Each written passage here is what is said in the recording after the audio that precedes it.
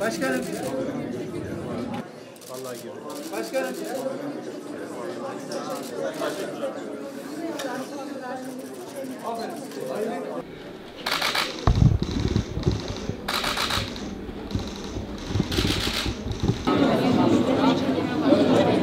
Muhterem Genel Başkanı Devlet Bahçeli Bey'i ziyaret ettim.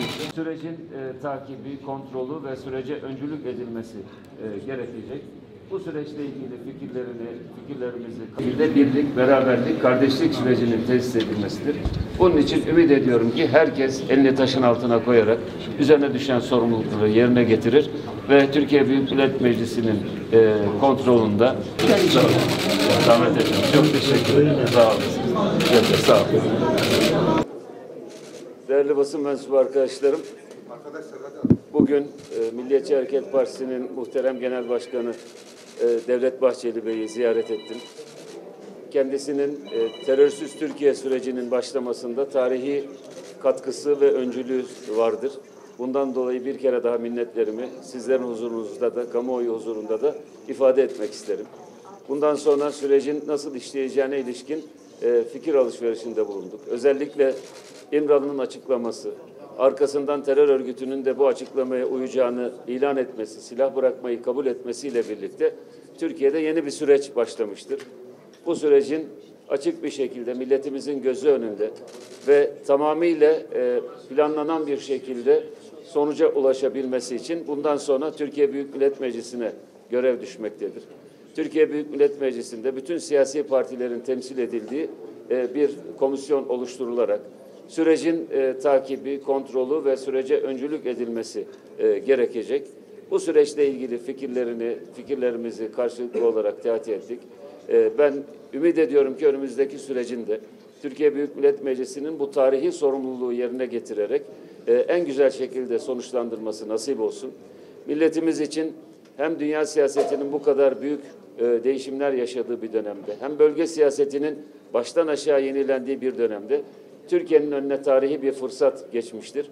Bu fırsat siyaset üstü bir sorumluluk gerektirmektedir.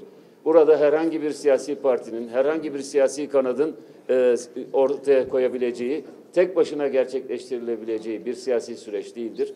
Bu bir al-ver meselesi de değildir.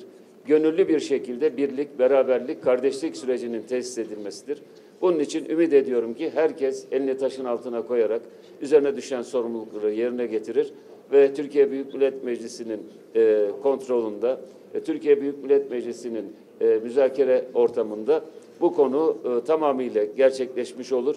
Türkiye 100 yıllık Cumhuriyet tarihinin neredeyse yarısını meşgul olduğu, hem binlerce insanın hayattan koparılmasına neden olan, hem de 2 trilyon dolara yakın büyük bir mali kayba neden olan bu terör belasını artık tarihin çöplüğüne atacaktır.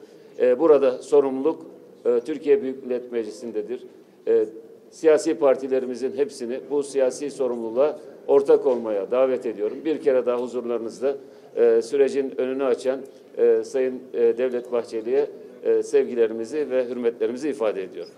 Efendim çok teşekkür ediyorum. Sağ olun. Komisyon kurulmasıyla ilgili bir değerlendirme yaptınız mı?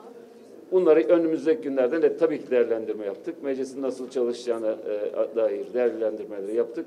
Önümüzdeki günlerde netleştirerek nasıl çalışılacağını kamuoyuyla da paylaşacağız. Efendim, komisyon kurulması yeni döneme mi kalır yoksa meclis tatile girmeden önce bir... En kısa sürede.